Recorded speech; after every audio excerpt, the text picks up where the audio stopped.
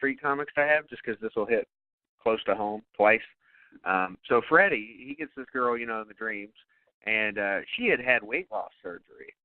So Freddy starts feeding her food until her fucking stomach explodes, Seven style, and it is nasty. It's a fucking comic, but it grossed me out. Which comic was that? Was that the Wildstorm Nightmare on Elm Street comics that came out in like 2008 and 9? Yeah, whenever they came out, that's when the Texas Chainsaw Massacre and Jason ones were coming out. Okay, I got them all at the same time. Yeah. Those were some good comics. I had quite a few of those issues. There's one where the cover is just fucking nasty.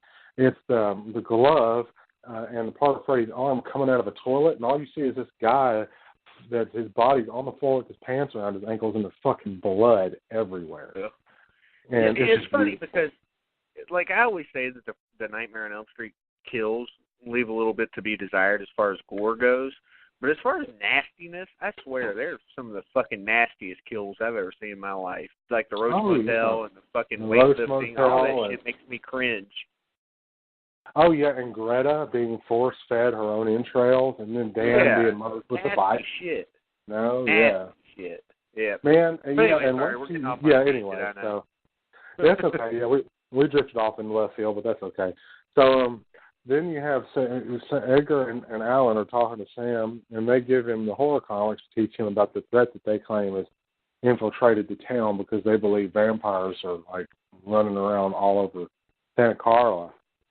So, and he reacts like anybody else would, like, you guys are fucking idiots, Yeah, he does. He's like, you're fucking crazy. There's no way, So then Michael finally talks to Star, and then he is trying to flirt with her, and then he's approached by David, who basically taunts him into following them by motorcycle along the beach. And then Michael says, I can't beat your bike. And he's like, you don't have to beat it. You just have to keep up. And my wife at this point the other night went into this subtextual diatribe about the subtext between David and Michael. And after she explained it to me for, 30 minutes, I every time I saw an interaction with them on screen, I was like, thanks, Lisa. Because you see it. You see the subtext. Well, that aside, I felt like this was strange. Like, it's almost like they couldn't figure out how to get them all together. I don't know. The writing here was weird. It just, I don't know. It felt out of place to me. Like, they couldn't figure out how to get him with the others. So they came up with these scenes, and I don't think they make any sense. But, I know a lot of times in these fucking vampire movies, there's a whole lot of fantasy required to it, so I'll let it be. Right, but my wife, she brought up that stuff about the subtext with David and Michael, and afterwards I was like, God damn it.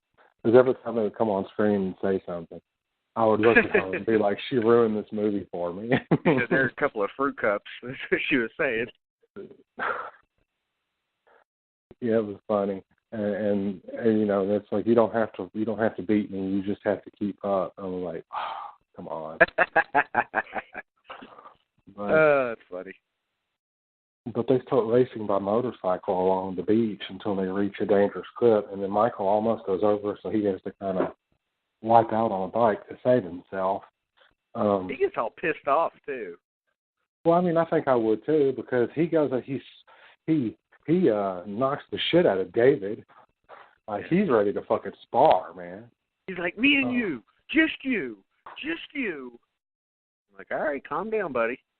And then Kiefer Sutherland, David's character, David, he wipes his mouth and looks at him, and he's like smiling. I'm like, fucker. he's like, I will fuck you up. What are you thinking, boy? Yeah. So at the gang's hangout, which is this sunken hotel that fell into the cliffs during, I believe it was the earthquake of 1906. I wonder if there's any place like that since, 1988 earthquake, Oh, you mean 1994's earthquake? No. There was the one during the World Series, this giant... Oh, the one in San Francisco, the San Francisco earthquake in 89. Yeah, wasn't that 88? Oh, okay, 89. Yeah, I was talking about the Northridge one from 94, the one that they actually show footage of the aftermath of that in Wes Craven's New Nightmare, because, it was rough. But, yeah, so he sort of tells the story about it, and then David initiates Michael into the group, and then Star warns Michael not to drink from this bottle, telling him it's blood, of course, but Michael ignores her because, of course, he wants to appear, you know, tough guy to her. So he drinks to penetrate that ass. Come on, man. But yeah, so he drinks from it, and later on, they head to this railroad bridge where they hang off the edge over this ravine, and then Michael gets all freaked out because they let go, and he's still trying to hang on because the train is going over this dude top. thinks he's dreaming. I mean, you know. Wait. Is this post maggot scene? This is post maggot scene, isn't it? Yeah, we got to talk about that. We got to talk about the. Those are cool fucking scenes and iconic, I might add. Yeah. So this is that would be post maggot scenes. So let's backtrack just a little and go back because I do want to cover those because they were really good scenes. So he tells Marco, who is of course Alex Winter, Bill from Bill and Ted. Yes, and they're doing a part 3, by the way. That was just announced recently. Yeah, man. I've been waiting on that movie since 1992 when I saw Bill and Ted's Bogus Journey. I remember the first one really well, but not the second one. I mean, I saw them both, but I saw this. I got both of them on DVD. I found them at like a store, and I had to have them.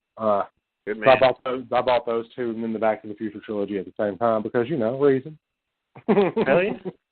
Hell yeah. But but so Marco goes to get food, and it's Chinese takeout, and they start eating, and then David passes the rice to Michael.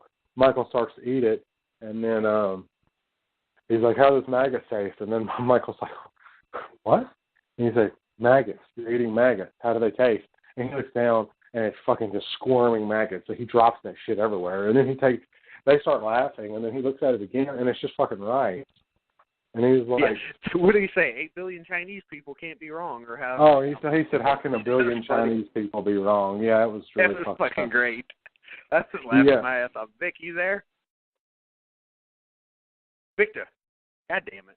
All right. Go ahead. Sorry, Blake. I was trying to get his opinion on Chinese people, but we'll let it lie. Yeah, let's not. I am Korean, by the way, so let's be easy with the. Are you? I always wondered what your background was. Whoa. What's up, dog? Did you like the part in Lost Boys, whatever he says? How many billion people was it again, Blake? 1 billion. 1 billion Chinese people. How can a billion Chinese people be wrong? Yeah, about rice. No comment. Big friend, because he hadn't been drinking, but we'll get him back. Oh, but yeah, so yes, Travis, I am Korean. Before we get out of the scene, I want you to continue on with the scene, but don't leave the scene yet because I want to ask you a question once you're done with it. Okay, so after that, after he spits that shit out and everything, they go to pass him some noodles, and he's like, "They're worms." They're like, "What do you mean they're worms?" And then he looks at him, and he's like, "They're just noodles. They're only noodles, Michael." And then he goes to eat one, and it looks like he's putting worms in them. He's like, "No, David, don't." He's like, "They're just noodles, Michael. They're only noodles." And I was like, "What the fuck?" And then Star's back there yelling, "Stop it, because she knows what's up. She knows they're fucking with him. Yeah. So, all right, what did you want to talk about now? You didn't want me to leave the scene. So. All right. So here's what I want to talk about. All right, they're vampires. Okay, I mean that much is clear at this point.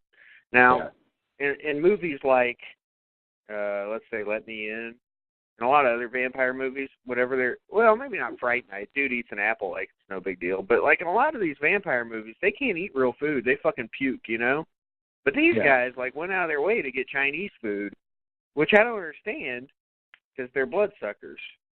So it just goes away a little bit from vampire lore. You know what I'm saying? Well, that, and it also establishes a little bit of its own, that they maybe can, to appear human to the human eye, they can ingest human food, but, in order to keep their cover, maybe that's part of that canonical, background for those films. Maybe they twisted the lore to fit the film a little bit, because there are other things where I've seen vampires attempt to eat food, and it makes one of them really, really sick, like his stomach. It's called Forever Night. It was a television show that ran from 92 to 96, and he was a vampire cop that worked a night shift. He told everybody he was allergic to the sun, so he worked the night shift. And in one episode, he tries to eat human food because he thinks he's been cured of vampirism. But really, it just was like only a temporary fix, because once he eats this chili dog and all this other stuff, he gets really sick to his stomach. So that wouldn't be the first time that I had seen a vampire eat human food. But it is the first time I've seen a vampire eat human food and not get sick, because in that film, none of them appear to show any ill after effects from eating the food. Yeah, and like I said, Fright Night, Jerry Dandridge eats an apple, if you recall. Yeah, he does. But, yeah, I mean, it was just interesting to me, because, I don't know, you just don't think of that. But, and plus for them to get Chinese food, it's different. It's not like they were invited to eat Chinese food like later on in the film, somebody eating spaghetti. They went out of their way to get the Chinese food. So I don't know. That's the part that kind of was a little bit, threw me off a little bit. Yeah. But continue on. That's all I wanted to touch on there. Well, it was a good point, though, and I'm glad you touched on it. It can't be the only one that thinks of these things all the time, But as he says it under his breath. Who? You said it. You're saying it like fuck y'all.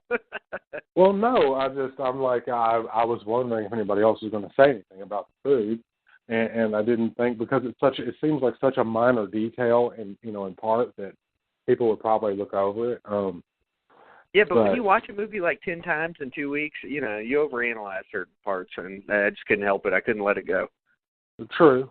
And I had not thought about it until going back to talk about Forever Night, where I was like, yeah, and then Dandridge, of course, and Fright Night. It's been too long since I've seen that one. I'm gonna have to go back and watch that one. I really want to watch the sequel, but I can't damn well find it anywhere reasonable. So I'm gonna have to maybe do an Amazon hunt for Fright Night too, and see if I can.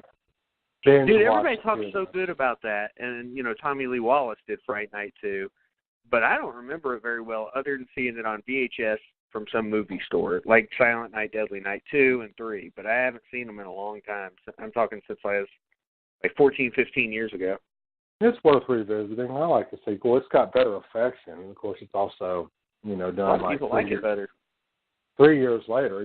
First one was done in '85, the second one was done in '88. So just in 3 years, the effects had advanced by leaps and bounds. But yeah, so Michael wakes up at home the next day after the bridge thing. So basically he falls, and my wife pointed this out, and it's hilarious because I had not noticed it until she pointed it out. When he starts screaming that he's falling, he stops screaming for a few seconds, and then he starts fucking screaming again.